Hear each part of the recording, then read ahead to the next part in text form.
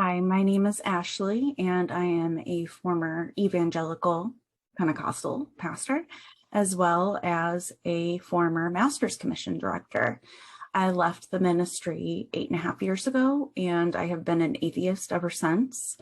I am a part of the Clergy Project, which was founded and started by Richard Dawkins, Dan Barker, Linda Lascola, Daniel Dennett, and I believe that there were a couple of others as well.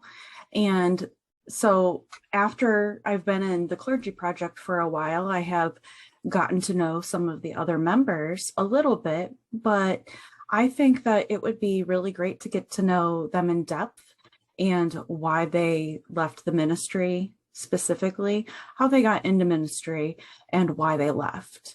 And any advice that they would have for anyone out there that will watch this. I just plan to help any of you get to know any of the Clergy Project members that feel comfortable enough with going public and sharing their stories. Today we have John Lombard. I just want to start off, what denomination did you grow up in? Well, yeah, that's actually a little complicated. My father is an Anglican preacher. So I grew up in the Anglican denomination in a tiny little village in southern Ontario, 900 people. So it's a tiny little church. However, the Anglican church typically is like fairly low-key, liberal, things like that. My father was very far on the charismatic, fundamentalist side of things. So, belief in demons, casting out demons, spiritual warfare, things like this. So I always have to qualify. I was raised in the Anglican church, but not typical Anglican at all. Okay. Well, that's good because I can relate to that because that's kind of my whole church background too, is all of that. So, okay. So then when you decided to become a pastor, how did all of that play out? How did you feel called to go to the ministry, and what denomination were you a pastor in? Okay, actually, I wasn't a pastor. I was a missionary. So, yes, missionary and church planter. So basically, growing up in my father's church, I'm a preacher's kid. So either you tend to go, preacher's kids tend not to be middle of the road. You go one direction or the other, right? Yeah, I think so. That's what I've heard. By 16 years old, by 16 years old, I was preaching from my dad's pulpit. I every summer went to a Christian summer camp where I was a counselor, started getting involved in street ministry, stuff like that. Okay. And I had a real, just personal passion, personal interest in learning about other cultures. So putting it all together, I felt called to become a missionary and went to Bible college to study to prepare to become a missionary. My roommate my first year was Chinese. So, now I look at it as, because he's Chinese, I gained a greater interest in the Chinese culture. Then I interpret it as I want to be a missionary. God's put me in a room with the Chinese guy. God wants me to go to China. So anyway, I did Bible college, then I did university, did a BA in literature and in cross-cultural studies. When I finished all that in 1993, I wanted to go to China. And getting into China was very difficult, and certainly like going there as a missionary was completely illegal. You couldn't officially go as missionary. Yeah. 1990, China was still very, very close. It was only 4 years after the Tiananmen Square massacre. There were, so getting in was very difficult. However, in university, I was actively involved with the International Students Association, had several Chinese friends. Excuse me. I had several Chinese friends, and one of them, his father was a government official in China, in a city called Qingdao. So when I told him I wanted to go to China, he contacted his father, and his father was able to get me an invitation to go and teach in university in Qingdao. So in 1993, hopped on a plane, went over to China, and started teaching in university. Original plan was stay 1 or 2 years, but just kind of, I fell in love with it, with the country, the culture, the people, ended up staying much longer. So went there initially, as I said, as a missionary and a church planter. And church planting in China meant starting underground illegal churches.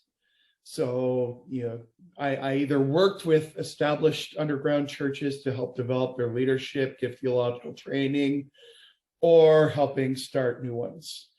Wow. Now, so that's the background of what I did. How I ended up becoming an atheist actually started in Bible college. Before Bible college, me too. I knew exactly what I believed. But if you ask me why, well, that's what I've been told. So Bible college, one of the main purposes of going there was to learn why I believe what I believe. And as I started reading the Bible, learning the theology, things like that, I started spotting more and more problems. Yep. And when I asked my teachers about it, they usually start off with giving me pat answers. And I've always been a very, very logical person. I need consistency. So that didn't work. So their next stage was generally, well, hey, John, you're really sharp. You're really looking into this deeply. That's great. However, you have classmates here, other students in the school, that they may not be able to handle this as well as you are. If you raise these types of doubts with them, it could become a stumbling block to them. It could challenge their faith. So it's very good for you to pursue this on your own, but you should keep quiet in discussing this with others. Wow. And then, yeah. And actually, at that point, it did not cause me to doubt at all. At that point, my perspective was, well, look, there are tons of Christians who have far deeper knowledge, have been looking at questions like this far longer than I have, and they believe they've resolved these questions. So it must be an issue that either I lack the knowledge or revelation from the Holy Spirit. So what I need to do is study more and pray more. So that's what I did for years and years. Got to China, started working as a missionary, kept studying, kept praying.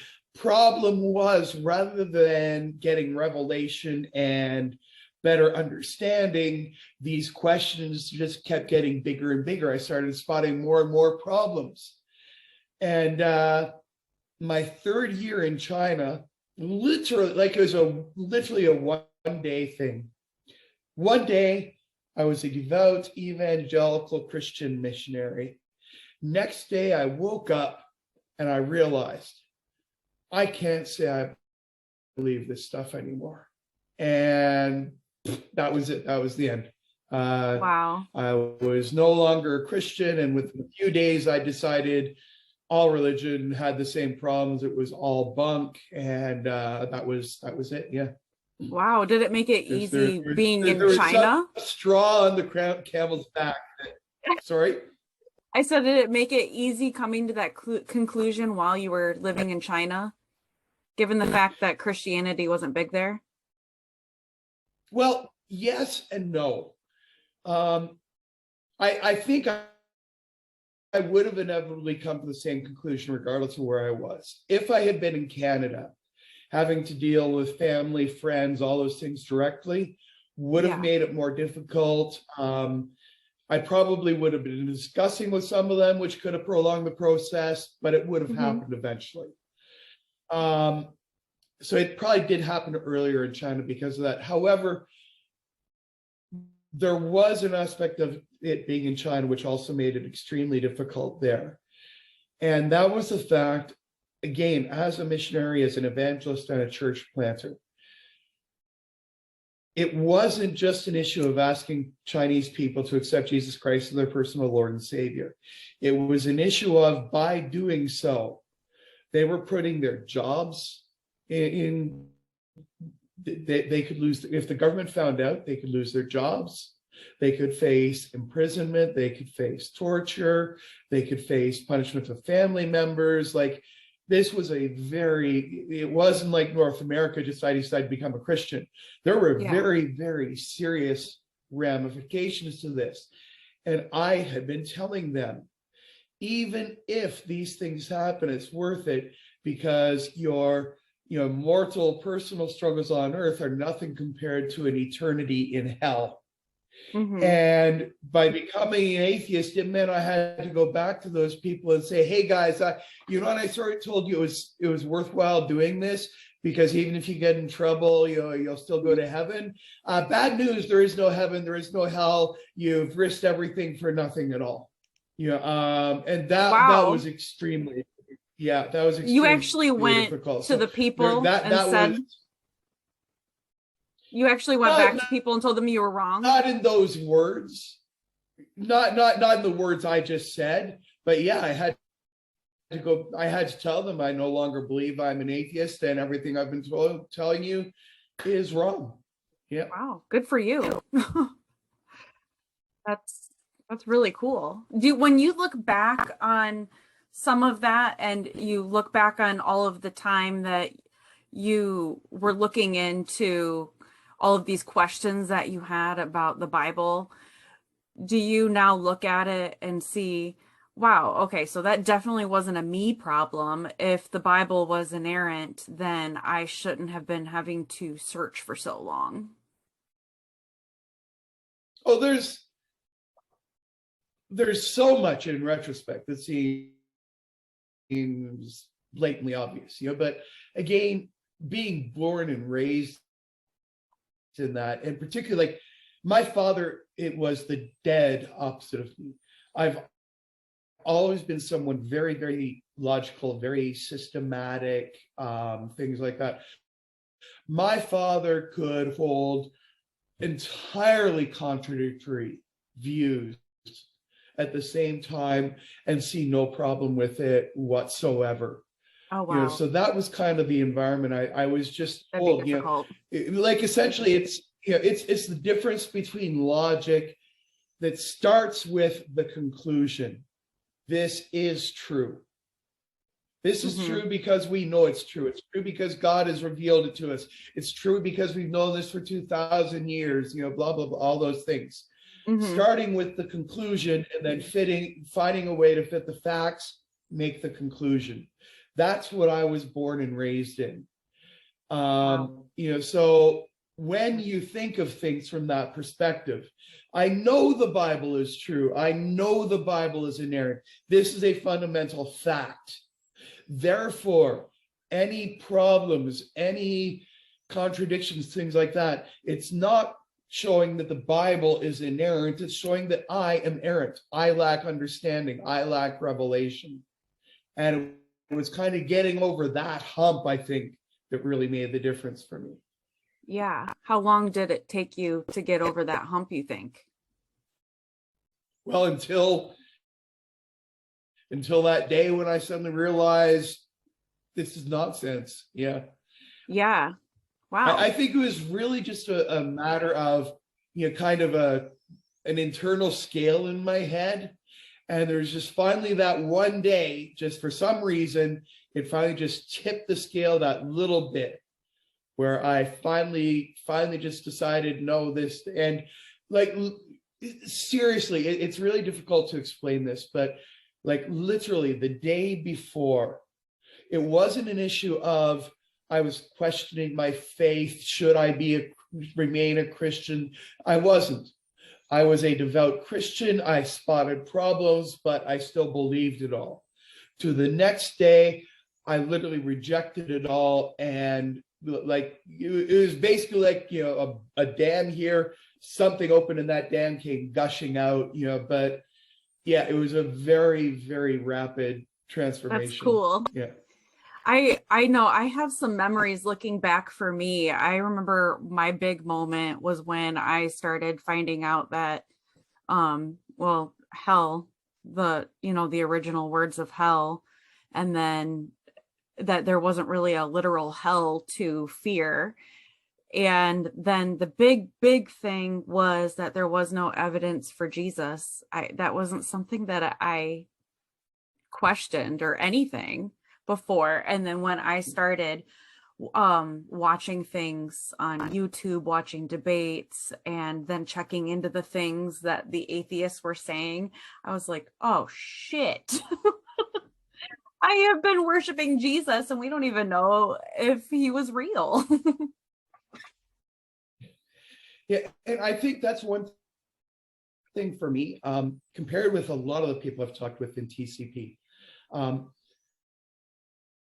I did not read any atheist literature. I had not really, it's like my deconversion wasn't because of really outside forces kind of showing me how it was really very much a personal internal process. Yeah, straight up just reading the Bible. And it was kind of that thing.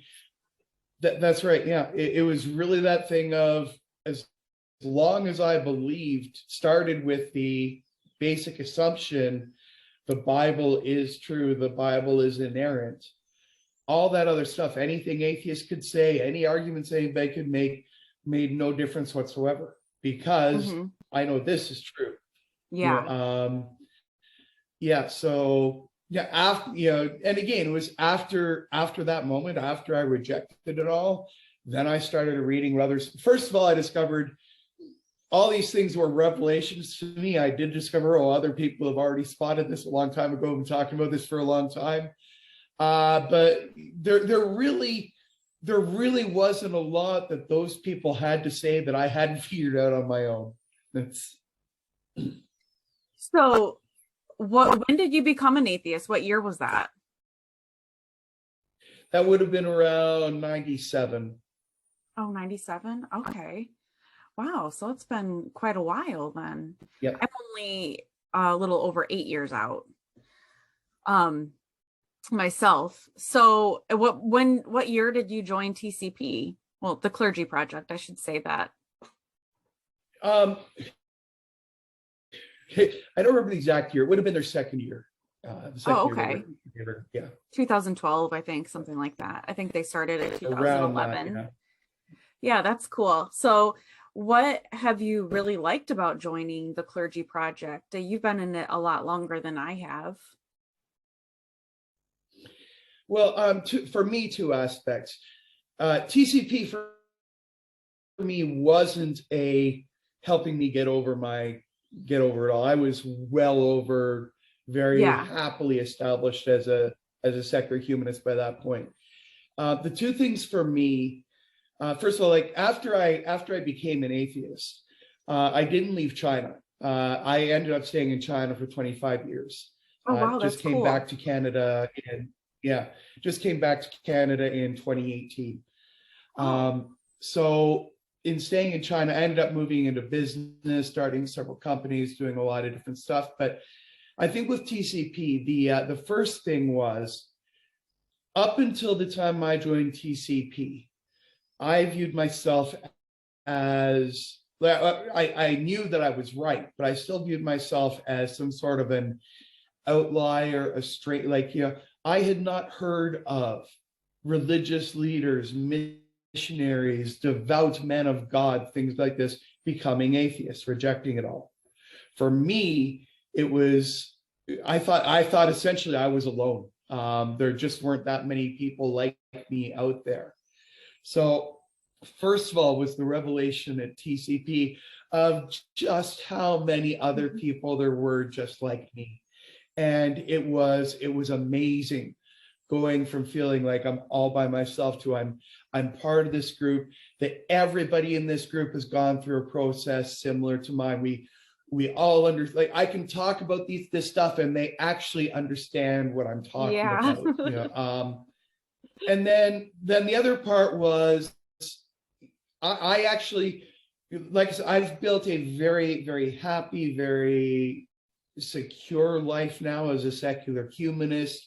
I have no doubts. You know, all that process, like, you know, after I rejected it, I still went through times where, like, I was still afraid, oh, but what if I'm wrong? I could go to hell. I'd have times where, like, if I was in really deep trouble, I'd still be thinking, well, I don't really believe in God, but I can, you know, I'd still like, God, if you're there, do something and show me that you're really there, you know, things like that. So there was still kind of that transition period. I'm well past that transition period now. You know, so I'm in a position where, for other people that are back at that point where I was, I can provide help and support, assistance to them. You say, hey guys, I've gone through the same thing. I've come through it all. This is what I learned. So I very much see my role there much more as a support and guidance role, that I can help other people, give them access to resources, knowledge, experience that I didn't have when I had to go through that. Yeah, I mean, when I joined TCP, I feel like I was still feeling kind of angry a little bit, and I don't know, through talking to the other people and reading a lot of the things that you've said, I've really learned a lot from you. You've really had some amazing things to say that have been very helpful. I can definitely see that, and that's really awesome. So thank you for that. Well, and thank you. It's really great to hear that I have been helpful. But yeah, definitely.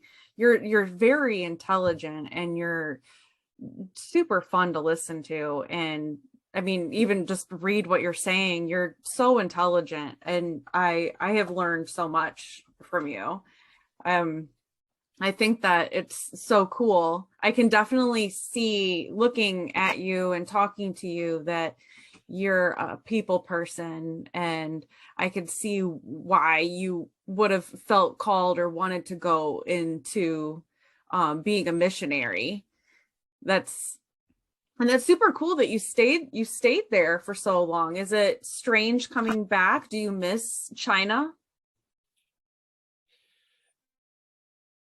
Yeah, I do. The main reason for coming back, I got married 6 years ago to a Chinese woman. We had a son 4 years ago. Main reason for coming back was, with my son, I don't want him going to school in China. I want him to go to school in Canada. So that was the main purpose for coming back. Okay. When I came back on my own. The goal was, I come back, start my own company, get established, then bring my family over.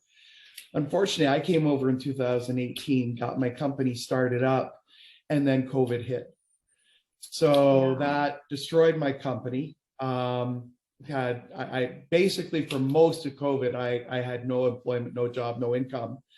Couldn't bring my family. So it's now been more than 2 years. I haven't, my wife and I, my wife and son, I've only seen them on video. They're still over in China.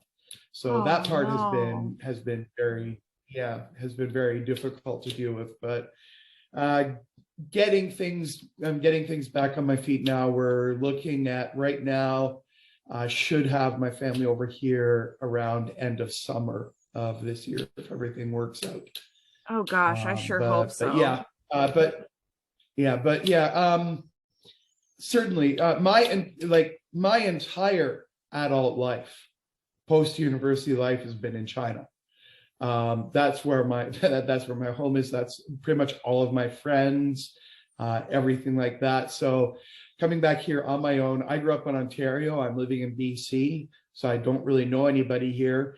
And with COVID hitting, that means I didn't really have the chance to get out and meet people. So I have felt quite isolated. It's been a difficult process here. That really sucks. I hope it gets better. yeah, and I am at heart,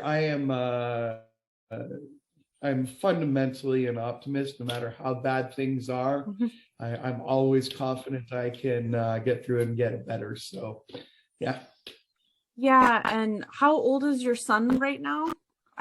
Four? Yeah. Four?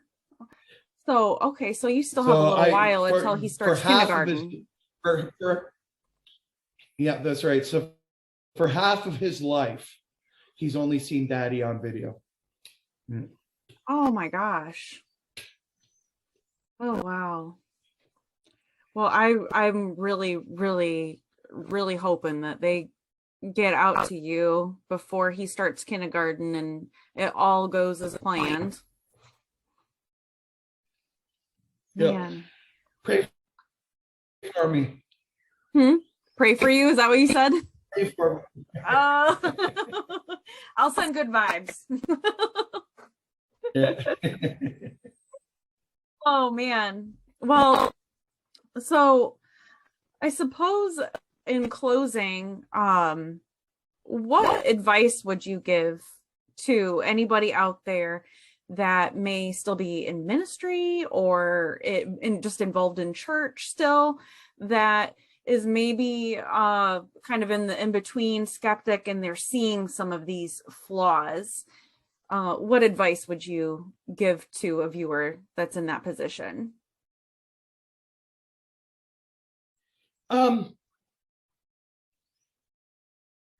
Have greater faith in yourself. Just like I was, if your arguments are based on a beginning assumption of fact, that the Bible is true, or like there's something there that you have accepted, this must be facts. Anything that contradicts this by default must be wrong. Start questioning that aspect of it. It's, and also, like, I guess the other thing, there's going to be a lot of fear involved. This is a process which involves, usually, very, very frequently, and this is why we have TCP as a religious leader.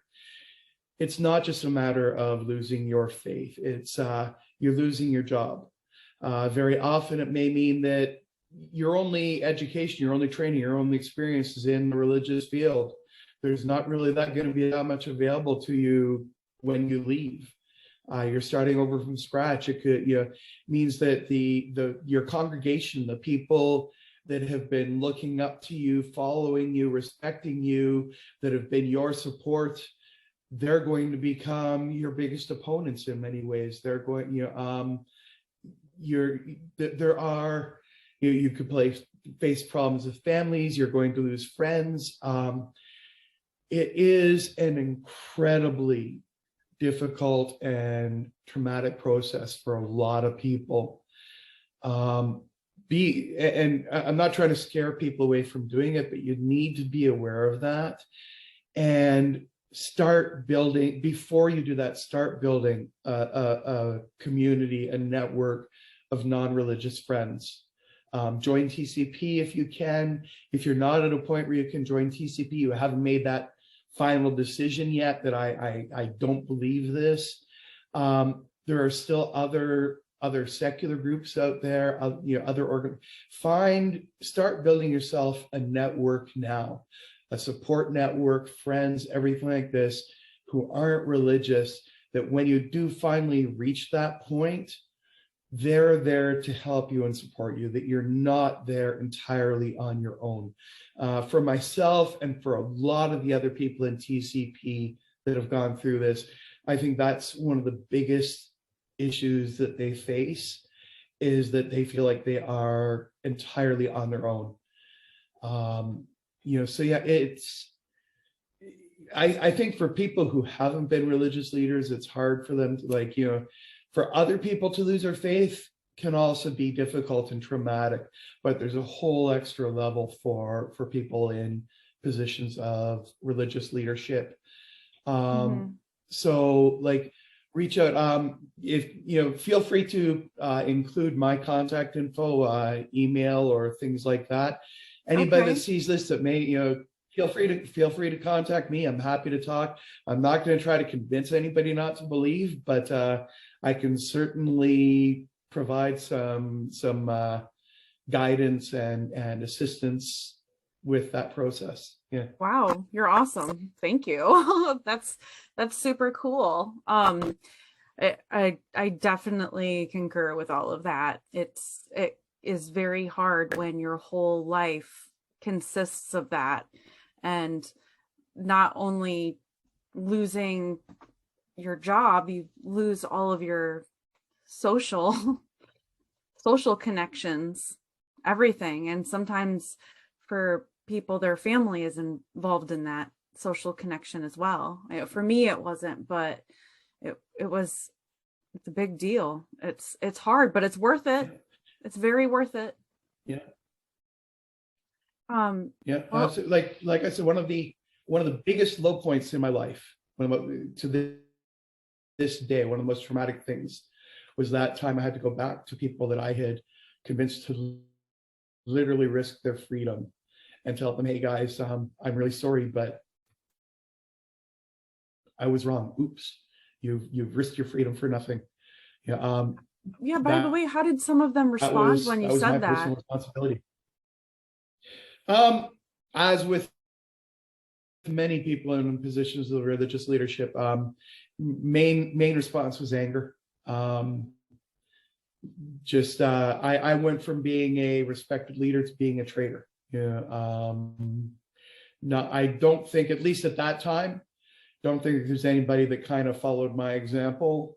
They were all in the position I had been. They now believe that this was true, therefore I was wrong. So yeah, it would essentially, the city I was in, Qingdao, I left Qingdao, moved to Shanghai, and that was one of the major reasons, was just I felt the need to start my life all over, entirely new circle.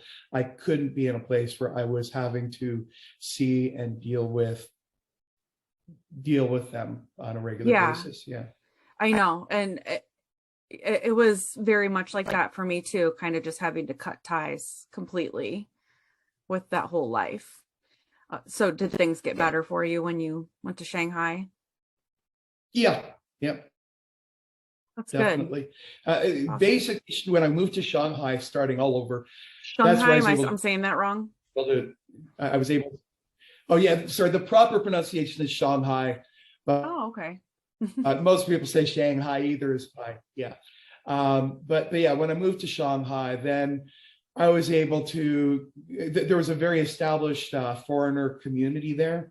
So I was able to get into that community very quickly. And then I just stayed away from the religious people. I built friendships with non-religious people and went from there. Yeah. Well, good. Awesome. So it's been quite a while now, and you've been an atheist. You said what, 25 years now? Is that what it's been? Yeah, that'll be 97. So yeah.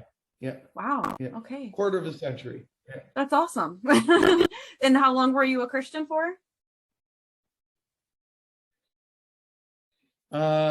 Pretty much a quarter of a century, 27 years. So yeah. So basically half and half. Yeah. Wow, great. So soon you'll be able to surpass that 27 years and be a non-believer longer. Atheist. What label do you hold? I know you said humanist. No, I always identify myself as a secular humanist, because to me, particularly when talking with religious people, saying atheist basically identifies me only by I don't believe in God. It does not identify me by anything that I do believe in. Doesn't, I can be a communist or a humanist and be an atheist, yet their beliefs or their values are completely opposite. Great point. And it basically establishes that now, in talking with this religious person, the foundation for our conversation is belief in God or non-belief in God. As a secular humanist, that identifies specific values that I hold. I believe in freedom of choice, freedom of speech, freedom of religion. I believe in democracy. I believe in human rights. There's a whole list of, I believe in rationality, things like this. There's a whole list of values that I hold that I believe in very strongly. Many of those values coincide with Christian or religious values. And so their conversation can be more of a positive conversation based on a number of different things, rather than just God exists, no, he doesn't. So I'm not afraid to say I'm an atheist, but I identify myself as a secular humanist. I think it's like with religious people. Religious people never say, hello, I'm a theist. Yeah. They say I'm a Christian or I'm a Muslim, right? They talk about what kind of theist they are. That's true. To me, I think as atheists, I'm a very strong advocate. I think we need to start identifying what kind of atheist we are.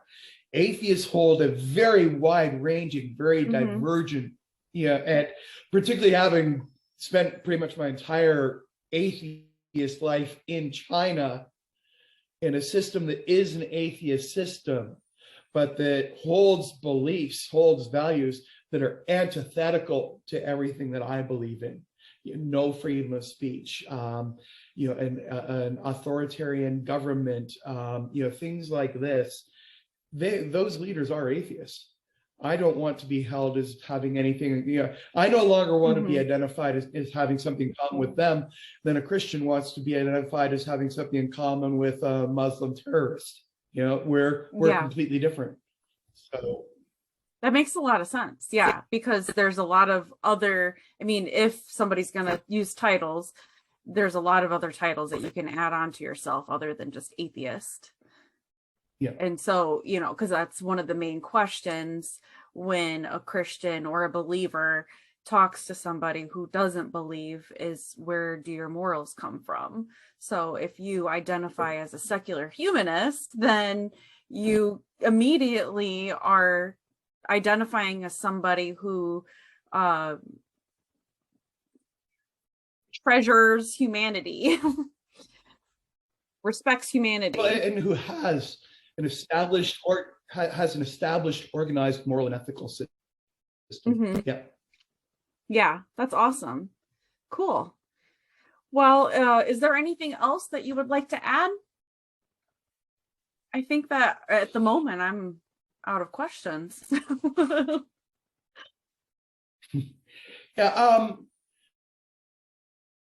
Just particularly for anybody listening that is either going through this right now or is struggling, is having these questions right now. It is difficult and it is going to be difficult, but do it, get through it.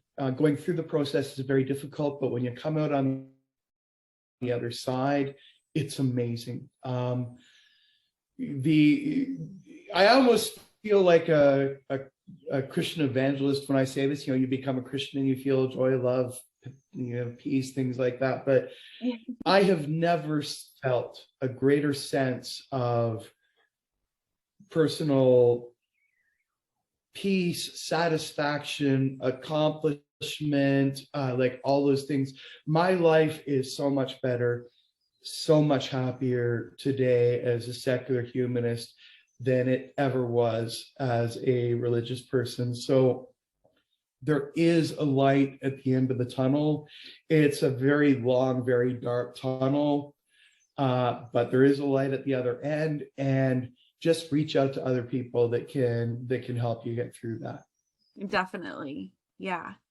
I actually do have one more question now that I think about it, but it's not really related to this. It's, because you're in Canada, and I know that you're